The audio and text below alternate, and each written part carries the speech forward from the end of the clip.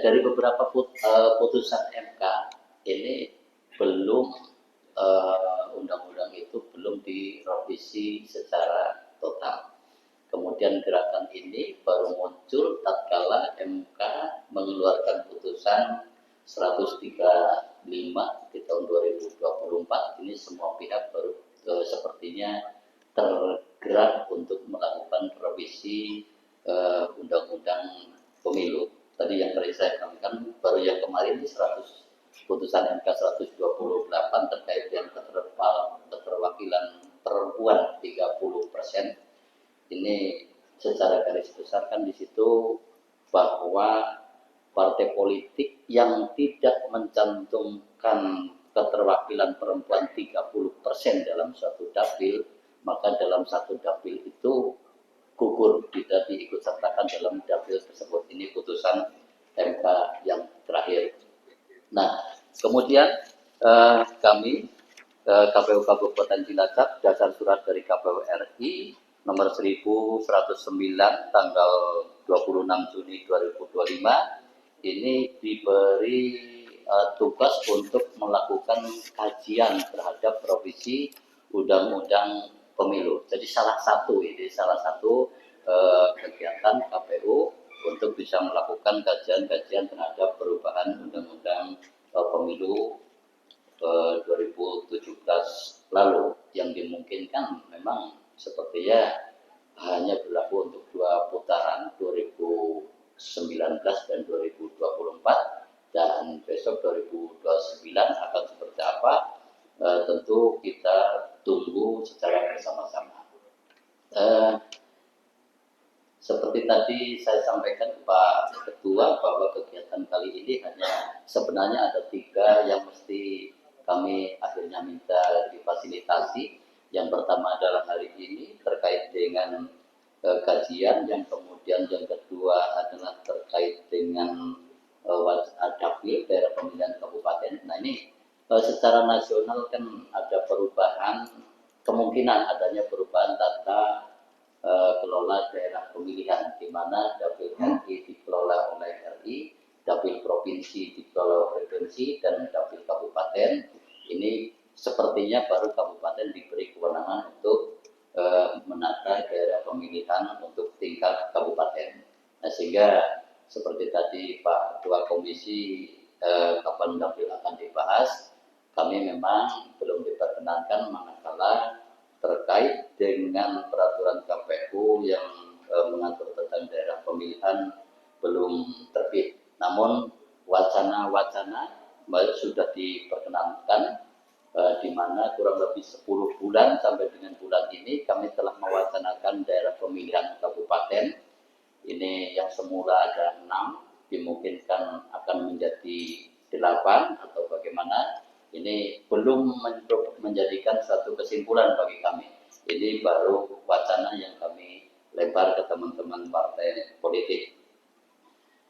Kemudian pada siang hari ini kita fokus pada kajian usulan revisi undang-undang pemilu terkait mestinya kan banyak hal-hal yang akan dirubah. Namun kami memberikan semacam gambaran terkait dengan perubahan sistem pemilu dan diharapkan dari seluruh peserta yang hari ini memberikan pendapat yang tentunya akan kami catat, dan catatan-catatan tersebut akan kami teruskan secara berjenjang, walaupun di atas sana pengambil kebijakan ini akan seperti apa. Terpenting bagi kami sudah memberikan sumbangsih kepada KPU RI tentunya, dengan kami telah melakukan pembahasan dengan DPRD, pimpinan partai politik, dan teman-teman akademisi. Nah, untuk selanjutnya secara detail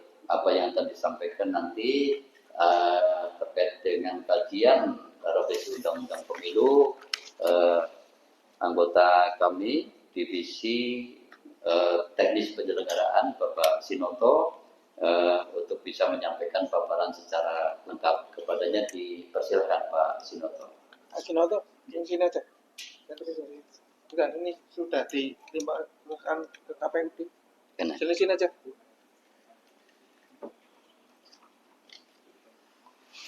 Biar nanti nggak miring-miring.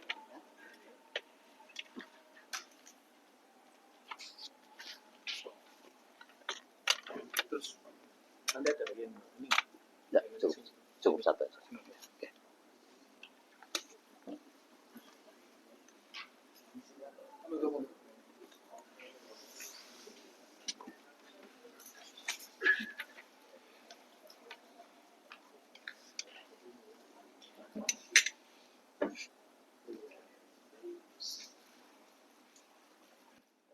Assalamualaikum warahmatullahi wabarakatuh.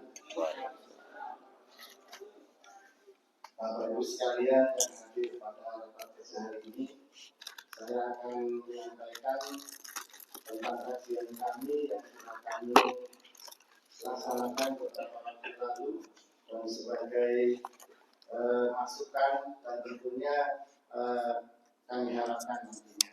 Dalam hal ini kita yang sudah dilakukan pengajian yaitu tentang sistem pemilu. Dan kita ketahui bahwa pelaksanaan pemilu saat ini atau yang sudah dilakukan sangat diperlukan dilaksanakannya pemilu yang lebih representatif, yang lebih akuntabel dan juga lebih sederhana tentunya, tanpa mengurangi daripada makna dari demokrasi itu sendiri. Bapak Ibu sekalian, revisi ini bisa dilatar belakangi karena untuk mewujudkan tahapan dan sistem pemilu yang lebih sederhana tadi dan juga lebih efektif, tentunya efisien dan cepat dalam pelaksanaannya. Di samping itu juga termasuk bisa mengurangi biaya demokrasi dan juga memperbaiki daripada kualitas atau citra perwakilan saat ini. Untuk rumusan masalah yang kami gunakan, bagaimana merancang sistem pemilu yang kompatibel di Indonesia dan tetap mewujudkan demokrasi yang akuntabel dan representatif. Kemudian, apakah perlu untuk dirubah metode penetapan calon terpilih untuk menghasilkan wakil rakyat yang berkualitas dan mencegah demokrasi liberal kapitalistik.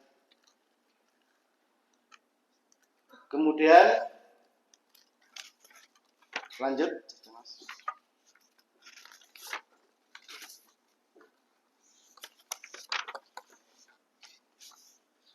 Untuk kerangka teori kita mengadopsi dari beberapa negara yang biasa digunakan selain plurality, kemudian proporsional dan juga campuran atau mixed dari sistem kedua tersebut. Lanjut. Untuk metodenya kita juga menggunakan analisis yuridis empiris kualitatif dengan metode penulisan pendekatan hukum dengan menganalisis bagaimana hukum itu diimplementasikan dalam tataran praktik dengan menitikberatkan data atau fakta di lapangan yang bersifat non-statistik.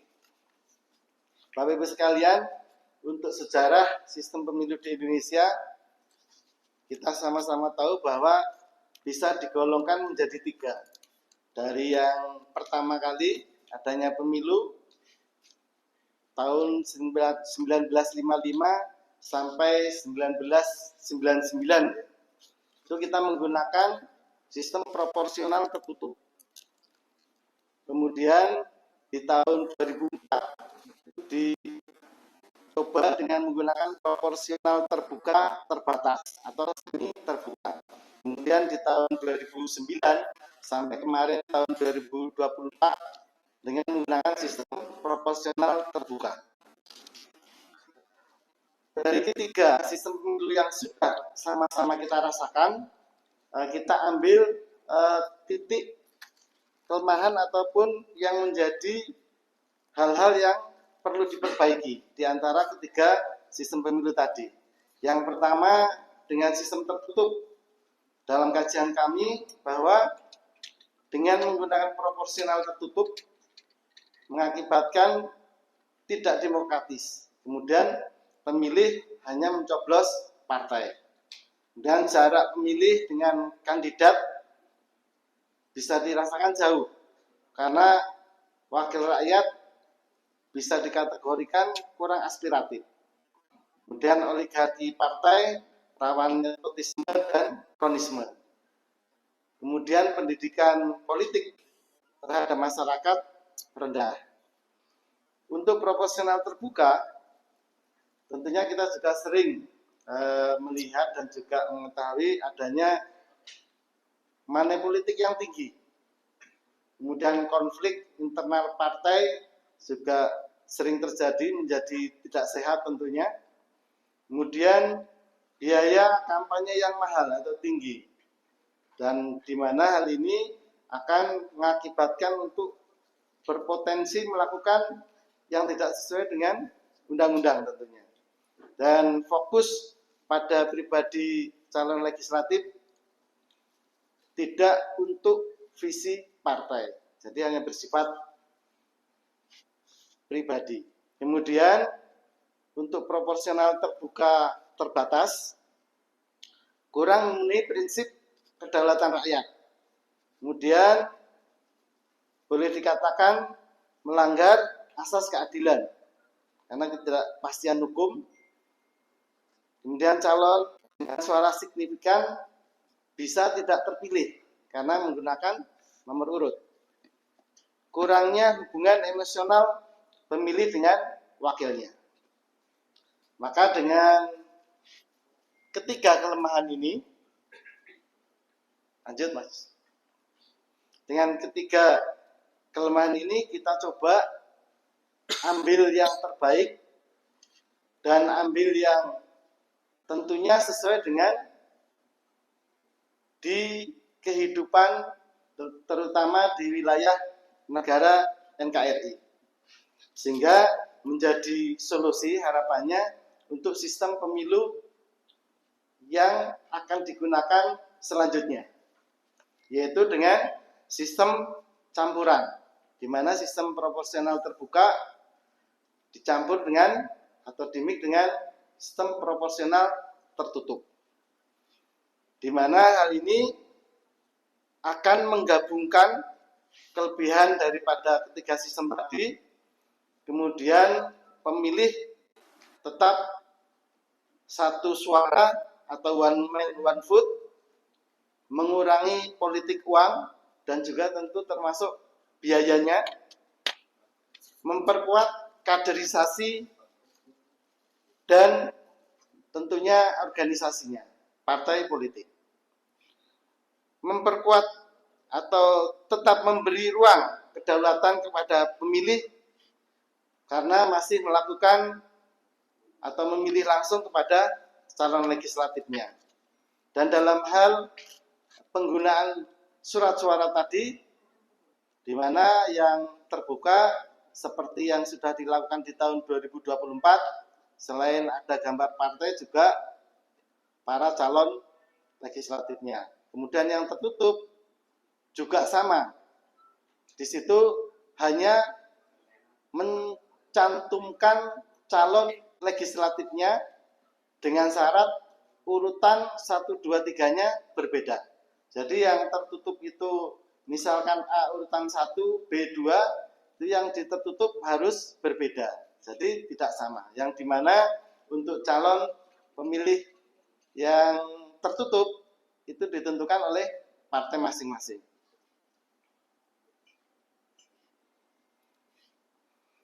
Kemudian cara kerjanya atau sistem yang pertama adalah menghitung perolehan suara tentunya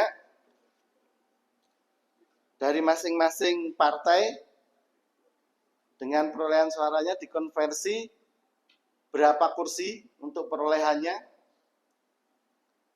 sebelum nanti diakomodir untuk diproses proporsional terbuka.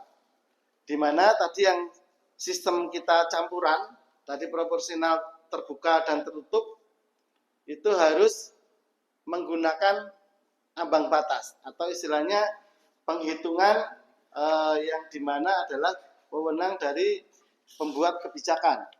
Kalau dalam hal ini yang nanti kita praktekkan atau peragakan itu menggunakan sistem pembagi atau divisornya 3 atau boleh juga dengan sepertiga ataupun seperempatnya untuk penggunaan ambang batas di proporsional terbuka.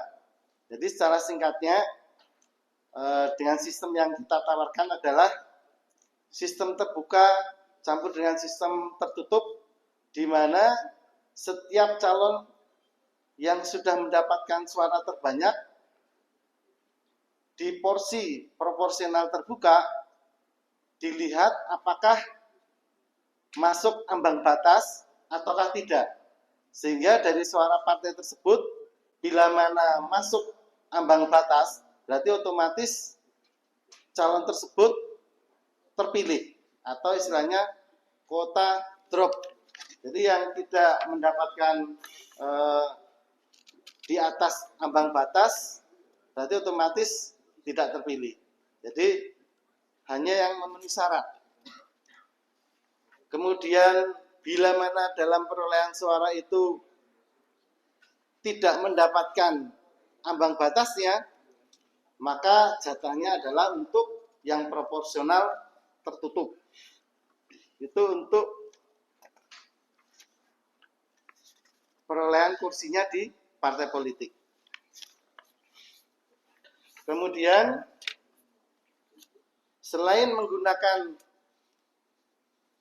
proporsional terbuka tertutup dengan sistem Sandleit, itu juga dengan menggunakan model kuota Harib, di mana dari surat suara yang sah itu didapatkan berapa kursi dengan bilangan pembagi pemilihnya.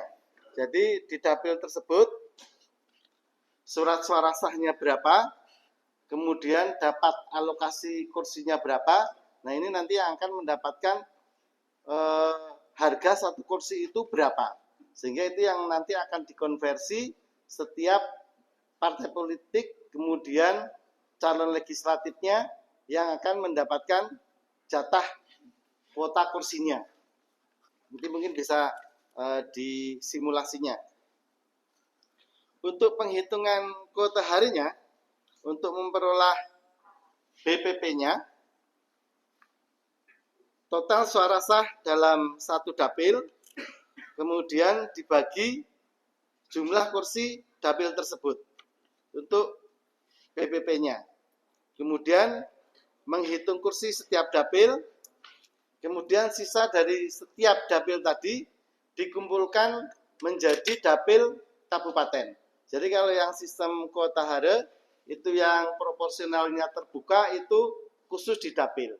Kemudian untuk proporsional tertutupnya itu yang masuk di dapil kabupaten.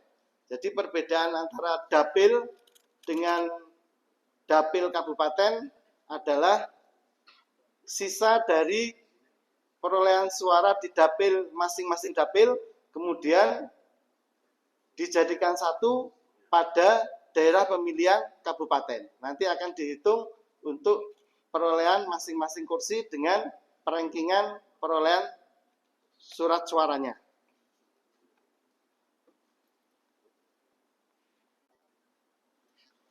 Manfaat daripada sistem yang kita usulkan dengan tujuan adalah mengurangi politik uang tentunya.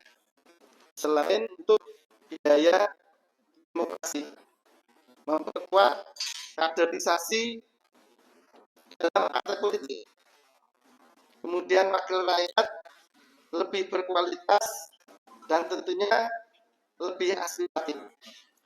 Kemudian demokrasi lebih akuntabel, adil dan representatif. Mencegah demokrasi liberal, kapitalistik, kedekatan emosional antara pemilih dan wakil rakyat menjadi lebih terjaga. Dan dengan menggunakan sistem proporsional terbuka dan tertutup ini, yang salah satu menjadi andalannya adalah tidak menggunakan surat suara double. Jadi tadi hanya daftar pemilih tetapnya yang 2. Kemudian untuk surat suaranya masih tetap seperti yang kita lakukan di tahun 2024 kemarin. Untuk simulasinya,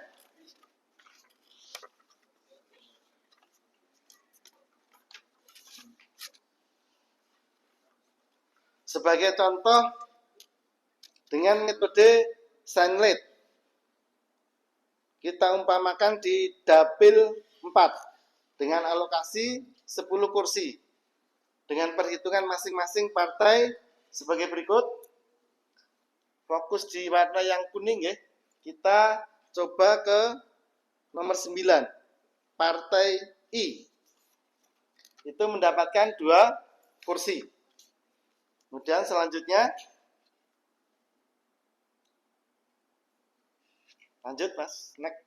Nah, suara sah totalnya adalah 237.100. Kemudian alokasi kursinya 10. Kemudian tadi yang partai I, perolehan kursinya setelah dihitung dengan SANLIT mendapatkan 2 kursi. Dari total suara sah 237.100, karena jumlah kursinya 10, maka diperoleh nilai kursi untuk satu kursinya sebanyak 23.710. Dengan menggunakan divisor 3, atau tadi yang ini yang menentukan adalah pembuat atau kebijakan hukum, yang kita simulasikan adalah dengan divisor 3. Sehingga diperoleh untuk batas kuota dropnya adalah 7.903. Sehingga kalau kita melihat di partai I yang secara otomatis mendapatkan, karena nilai surat suaranya di atas batas kuota drop itu 1 orang, yaitu sebanyak 9.000, maka otomatis ini yang terpilih. Karena harus minimal 7.903. Itu yang masuk dalam batas kuota drop, atau otomatis terpilih untuk yang proporsional terbuka. Sehingga hanya 1 yang otomatis terpilih di proporsional terbuka. Sehingga jatah yang 1 kursi lagi itu masuk di proporsional tertutup, di mana otomatis jatuh ke urutan nomor 1 untuk proporsional tertutupnya. Walaupun sebelumnya yang nomor 1 yang diterbukanya itu di urutan 3. Begitu juga kalau memperoleh batas kuotanya 2, berarti alokasi yang untuk tertutup 0. Atau yang mendapatkan batas kuota drop tidak ada, berarti otomatis masuk ke kuota proporsional tertutup dua-duanya. Kemudian untuk penghitungan kuota hara,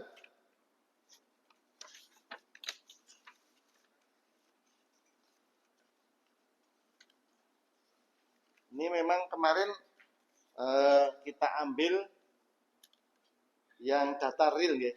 Jadi setelah disimulasikan dengan kuota hara, dengan hasilnya seperti ini Bapak Ibu. Jadi dari dapil 1, 2, 3 sampai 6 itu kita hitung berapa yang mendapatkan 1 kursi masing-masing partai. Di sebelahnya itu ada tulisan yang kursi, itu adalah yang memperoleh kursi. Karena untuk masing-masing di perolehan suaranya.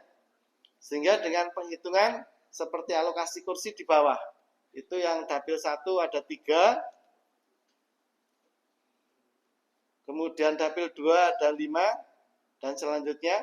Sehingga sisa daripada kursi yang di dapil 1, totalnya kan ada 7. Jadi otomatis masih sisa 4. Itu akan masuk di dapil kabupaten. termasuk surat suaranya nanti akan dijadikan satu dengan dapil kabupaten. Bisa dipahami Bapak Ibu? Lanjut belakang.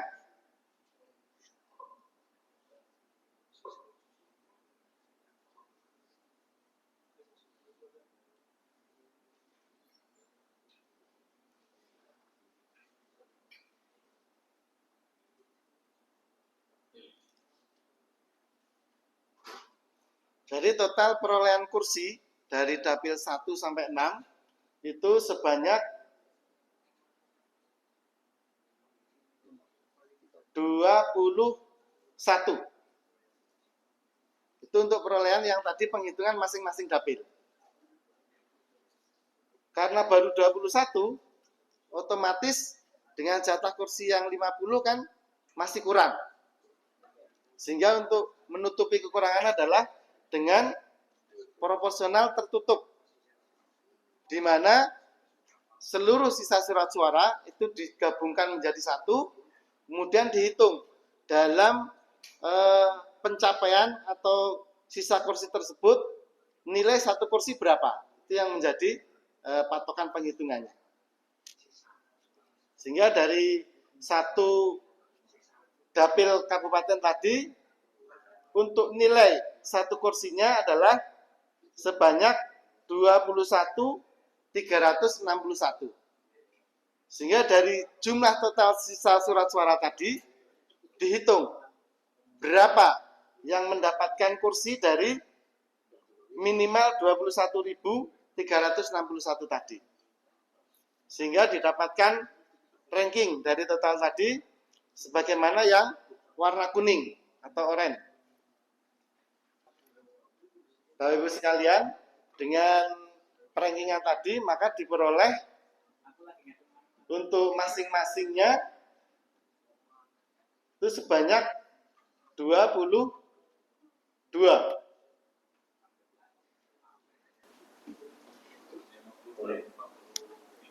Ngomong Nggih. langsung Mas. Sudah, Pak. Bukan apa-apa, ini sebuah pengetahuan saya kira pada yang kita juga merasa belum paham betul. Tapi ini lebih banyak ke area-area pemutus kebijakan tentang pemilu sebetulnya. Kita dari mulai awal berarti mungkin nggak begitu menyimak banget, apalagi kita tidak ada kalau sebelumnya belum dikasih bahkan di kertas itu saya terutama yang kedua saya juga mungkin tidak begitu memahami alur dan caranya. Saya berharap bahwa yang mana sesungguhnya menjadi wilayah teman-teman di kabupaten sebetulnya. Nah, kemudian menjadi praktis maksudnya. Kenapa menjadi 6, kenapa ada 7, kenapa ada 8? Tapi ya, nah itu kemungkinan area-area itu ini mau sampai sebetulnya. Tapi yang ke belakang-belakang menjadi menyadap itu begitu banyak gitu ya. Nah, jadi saya berharap argumen-argumen kenapa menjadi ada 7, ada 6 ya, menjadi 7, menjadi 8. Ini kan baru diskusi. Nah, seputar diskusi itu ya.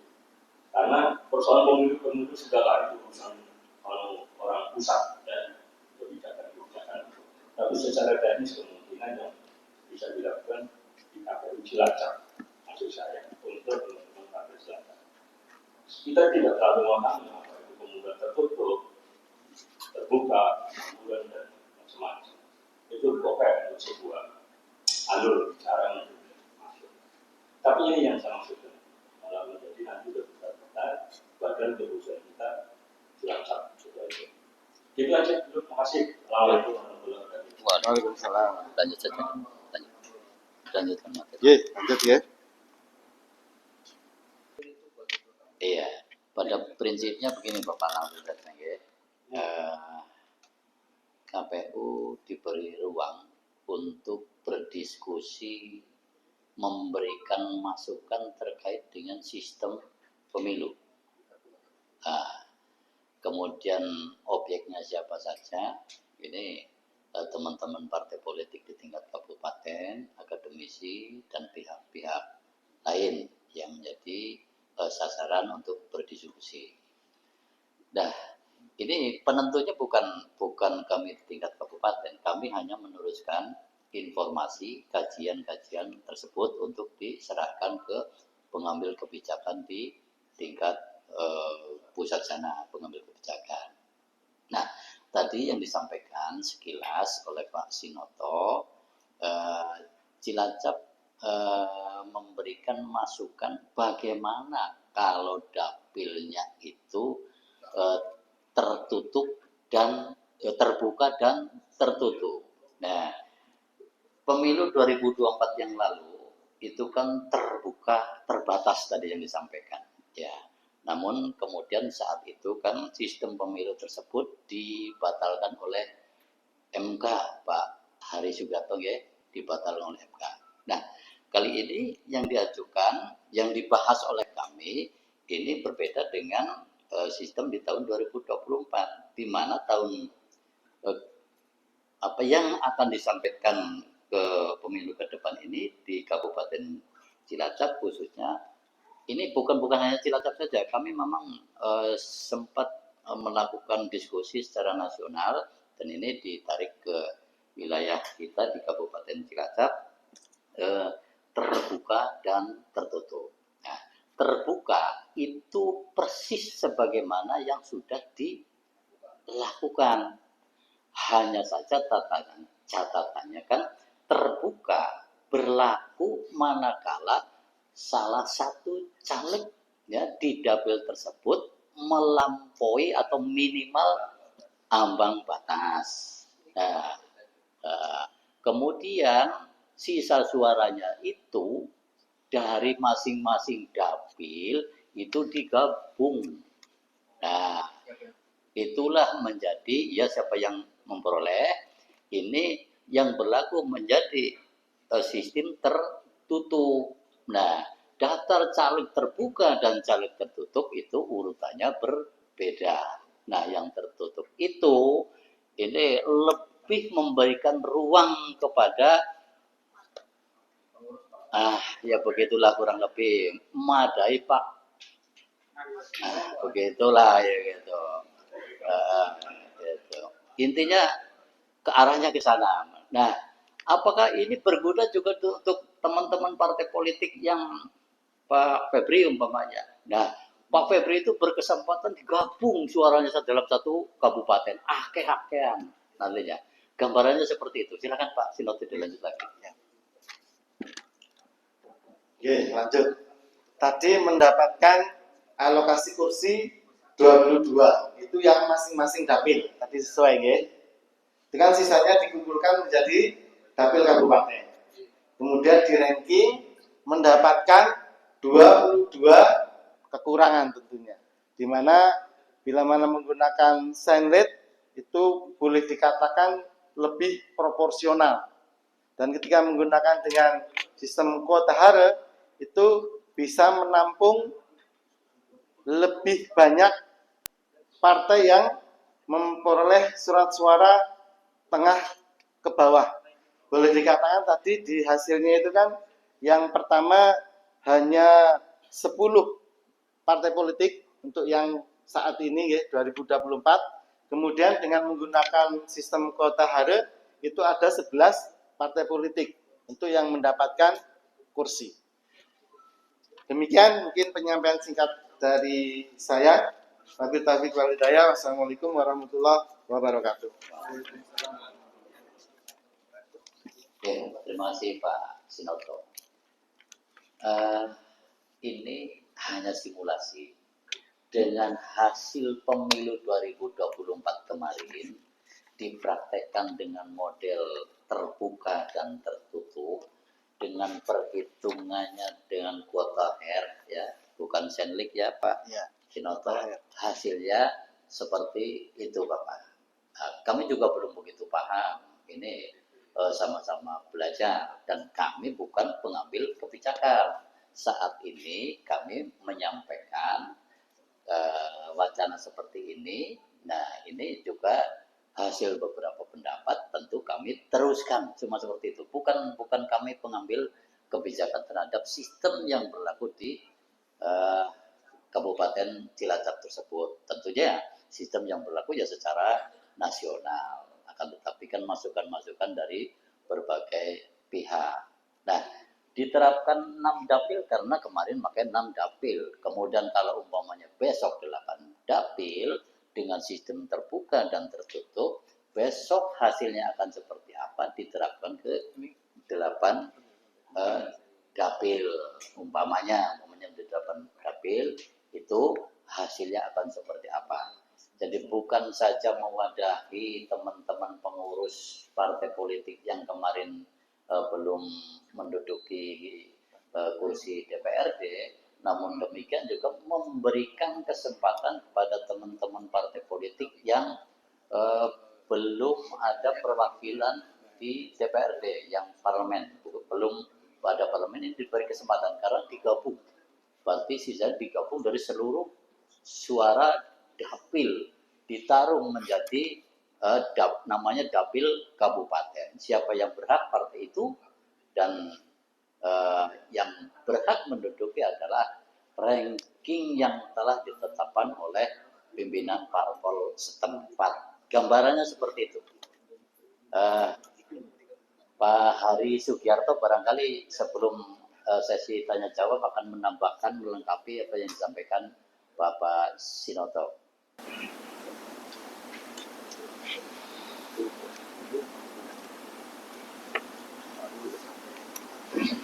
Terima kasih pimpinan yang terhormat serta Ketua Komisi A dan anggota Komisi A yang saya hormati, tentunya Bapak-Bapak Ketua Komisioner dan Komisioner Bawaslu, Bapak-Bapak pimpinan partai politik. Ini kita sangat berbahagia bisa bertemu bahwa kita memang tadi disampaikan oleh Pak Ketua KPU, memang ini baru sebatas wacana, tapi perlu diingat bahwa sistem ganti 90% sistem ganti besok, sistem pemilu kita ganti, tidak seperti kemarin. Kenapa ganti? Sebab kalau tidak ganti maka berlaku pemilihan umum tingkat nasional dan pemilihan umum tingkat lokal. Untuk itu perlu adanya penggantian daripada sistem pemilu. Kalau coba kita lihat bersama hasilnya, apakah sistem pemilu ganti atau tidak. Kalau kami menganalisa dari perkembangan yang ada, sistem ganti. Mungkin dari Golkar bisa bertanya ke pimpinan pusat Golkar, kemudian dari PDIP bisa bertanya ke pimpinan PDIP, yang Gerindra juga bisa bertanya. Cuma di sini ada dua sistem Bapak Ibu sekalian. Kita akan, kalau sistemnya sudah pasti, campuran terbuka dan tertutup. Campuran terbuka dan tertutup.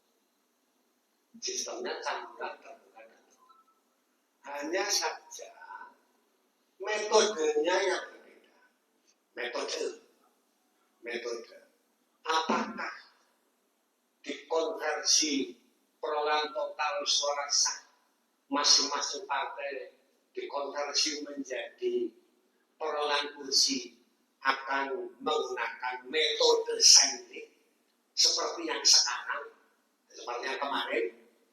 Metode saintik berarti perolehan suara sah dibagi divisor atau pembagi ganjil, dibagi 1, dibagi 2, dibagi 3.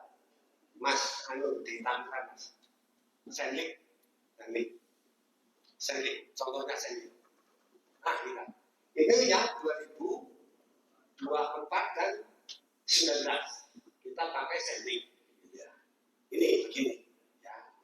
Jadi konversi suara sah masing-masing partai politik menjadi perolehan kursi masing-masing partai politik. Ini kita ambil di dapil 4, total 10, partainya yang dapat 1 itu, yang dapat 2 itu. Itu yang sekarang.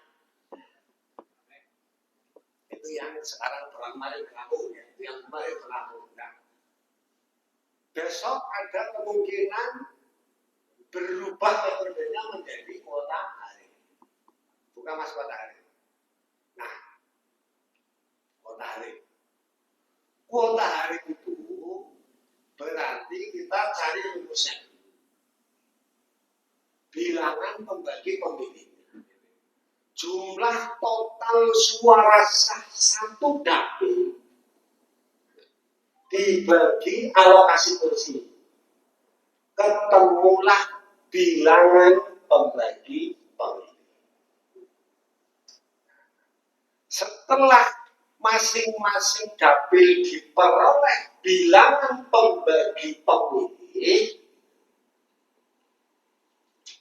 maka kita konversi suara sah masing-masing partai politik di suatu daerah pemilihan dibagi DPP. Contoh, dapil 1.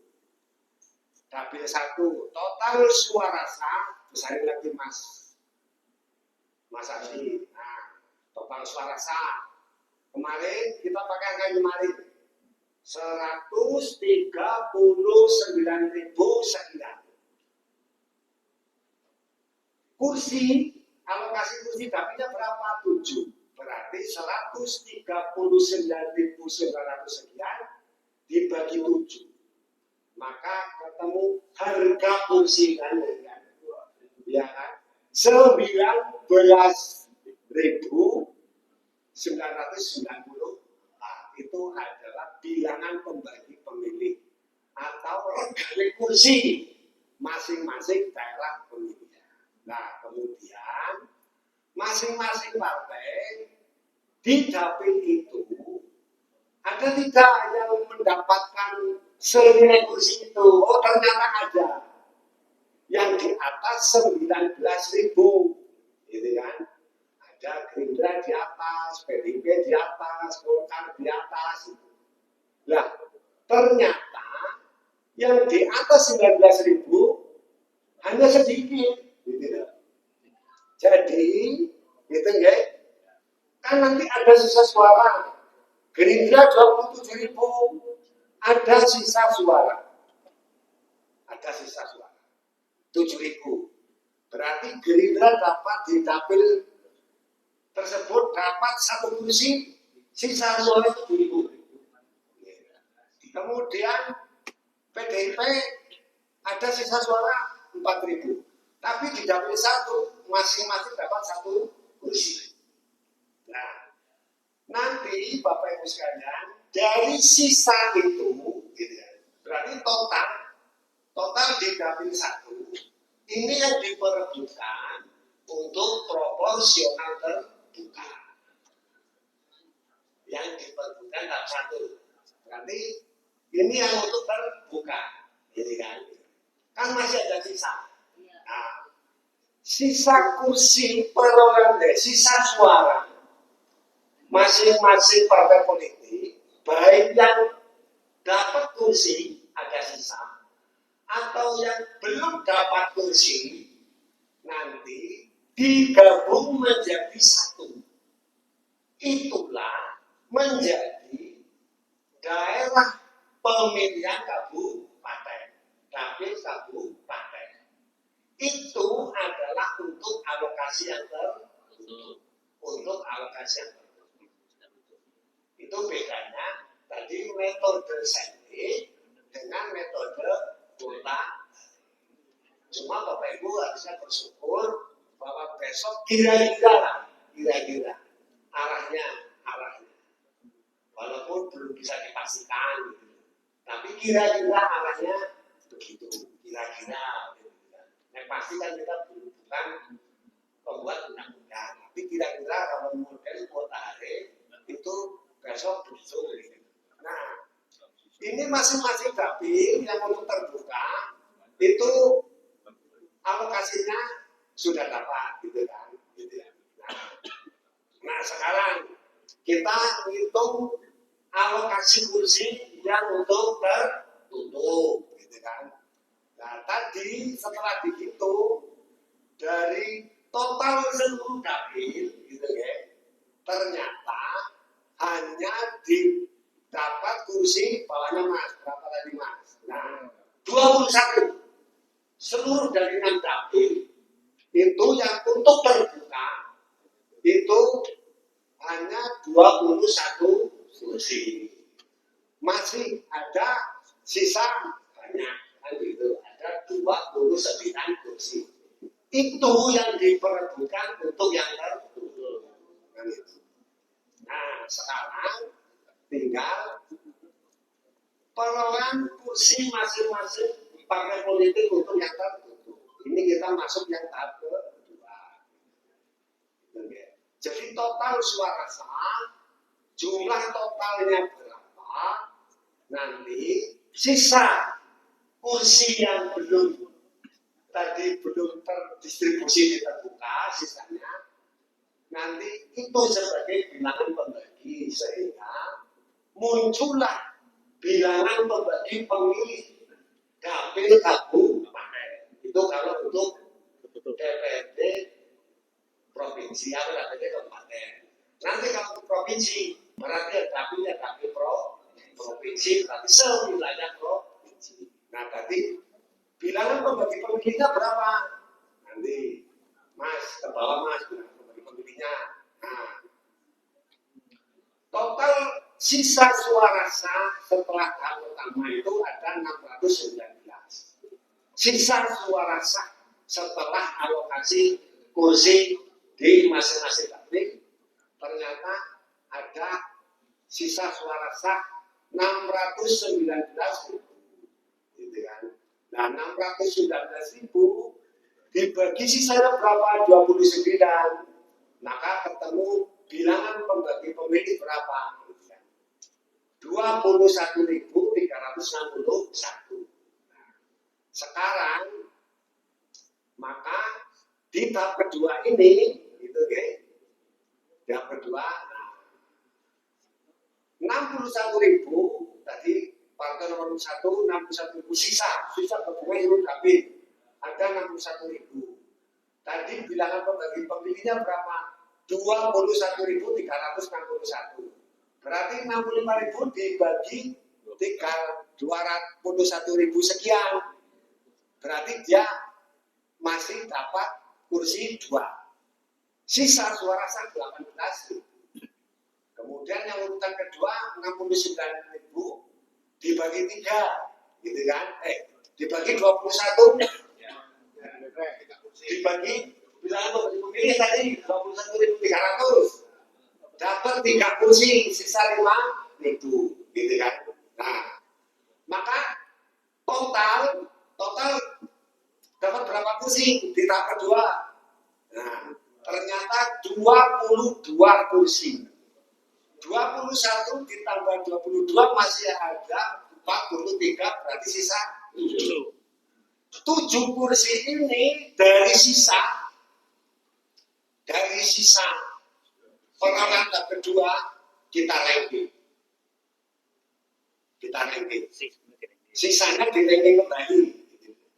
Nah, ada dapat 7 lagi kan. Nomor 1, nomor 2, nomor 3 di ranking untuk mendapatkan 7 kursi tadi. Begitu Bapak Ibu sekalian, sehingga totalnya itu nanti menjadi 50.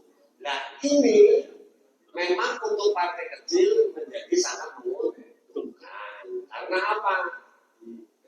Jumlah seluruh dapil dikumpulkan sehingga ada kemungkinan mendapatkan kursi dari masing-masing dapil. Andai kata tidak memiliki kursi, bisa digabung menjadi satu sehingga ada kemungkinan mendapatkan kursi apabila menggunakan metode kuota. Tapi kalau metode sendiri, ya Sehingga begitu Bapak Ibu sekalian, secara teknis saya menggarisbawahi apa tadi yang disampaikan Pak Manto. Apabila Bapak Ibu sekalian masih ada kekurangan dalam pemahaman, nanti bisa berkembang dalam kajian. Waktu sebelumnya kami serahkan kepada Pak Manto dan Pak Ketua. Terima kasih. Oke, terima kasih Pak Hari. Demikian Bapak Ibu sekalian, penjelasan rinci tata cara perhitungannya. Untuk tertutup berarti kan berlaku untuk tahap 2 dan tahap 3. Nah, kemudian daftar calon tetapnya itu yang perdapil, nama-nama perdapil yang tertutup itu berarti kan namanya gabungan. Ya nggak kira-kira. Karena daftar tertutupnya itu satu kabupaten. Kalau yang dapil kan hanya nama-nama perdapil ya Pak Hari ya. Nah ini apa seperti itu. Nah, ini bukan merupakan kesimpulan, bukan merupakan kewenangan KPU kabupaten.